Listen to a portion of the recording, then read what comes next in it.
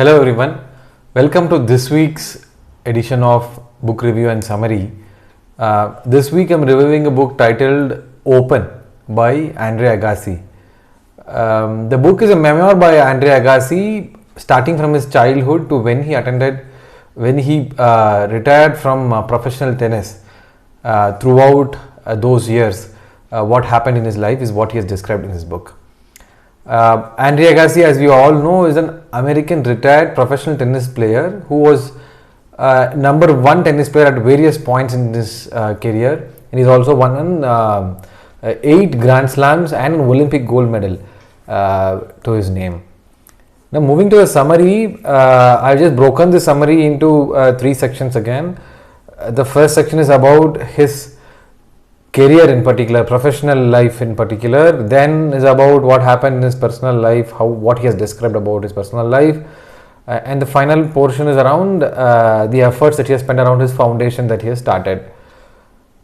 Starting with his professional life, Andre Agassi did not have an amazing childhood in terms of his exposure to tennis, etc. His father was actually an immigrant from Iran, and he struggled his way into America. And he was the one who was obsessed with making Andre Agassi a great tennis player. He was very sure right from the start, and he in fact built a practice court at his backyard, and he built his own machine that spits out balls at a rapid pace. They called them the Dragon, to train Agassi when he was young. He would force Agassi to practice for long and rigorously. He would yell at him, shout at him, etc. And Agassi describes his relationship with his father as not so great in the initial phase of his life because of all this that was happening. He in fact put him in an academy which was far away from his home to take Agassi to the next level. And there's a lot of mental trauma that Agassi goes through in terms of not being able to spend time with family. And hence his schooling in that academy is not so great. He skips schools, and at one point he stops schooling completely, and he starts to focus only on tennis. Slowly and steadily, via the academy and via the person who's running the academy, he starts to get known across the tennis circle by winning tournaments here and there, etc.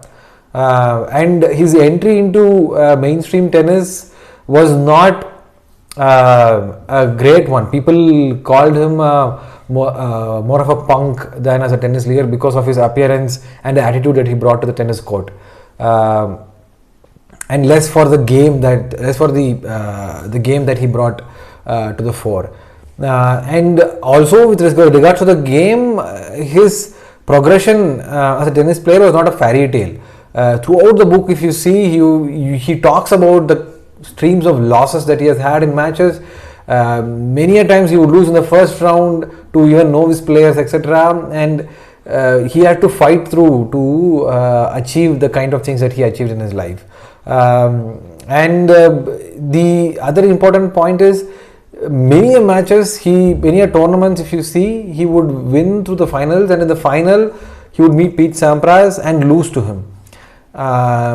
And basically, if you see, it was just a matter of a single game that differentiated between a great player and a not so great player in Andre Agassi. Now, the other important point that he keeps calling out is, even though he did not like tennis from the bottom of his heart, like I said, it was his father who pushed him to take tennis, and he did not have a great career in particular.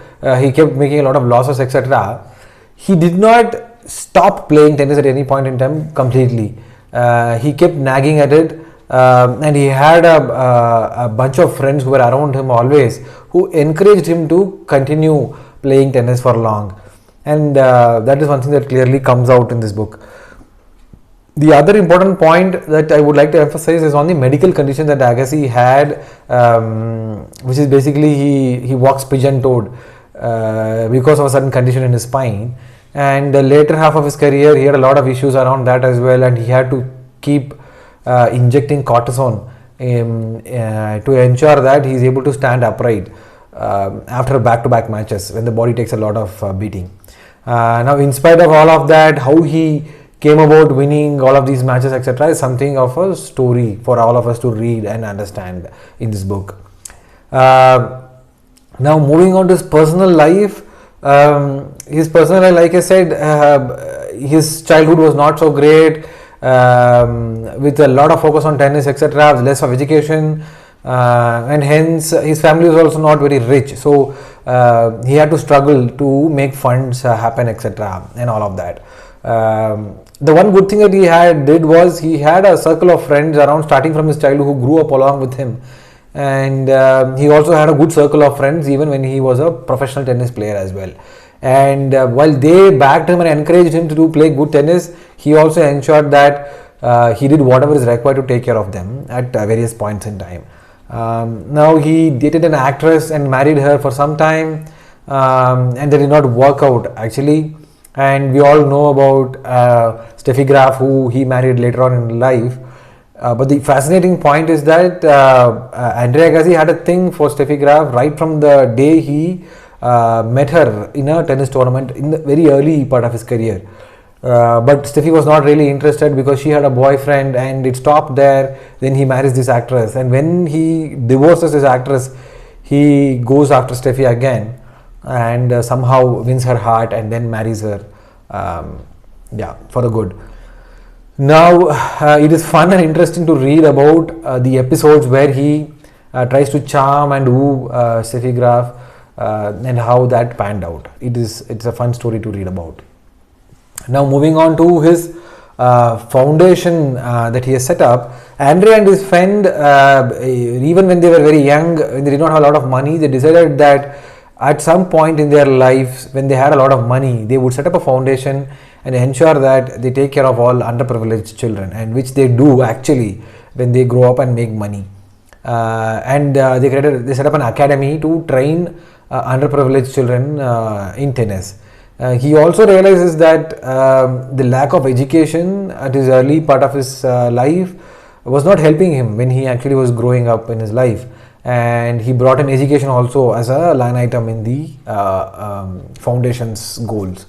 Now he also started playing exhibition matches, fundraisers, etc. He took that very seriously. It was not a very simple thing, starting a foundation and then leaving it be. He took it very, very seriously, and he raised funds for it, and continues to maintain the foundation. Now, what are the key call-outs in this book? No matter how life and people react around you, one needs to keep nagging at whatever goals that you have set up for life. Now, for example, in Andre Agassi's case, the kind of losses that he went through in the early part of his career, etc., would have demoralized anybody, and he would have quit very easily. But Agassi didn't do that. Like I said, he kept nagging at it, and that paid rich dividends in the later half of his career. Second point, hard work and perseverance pays off for sure.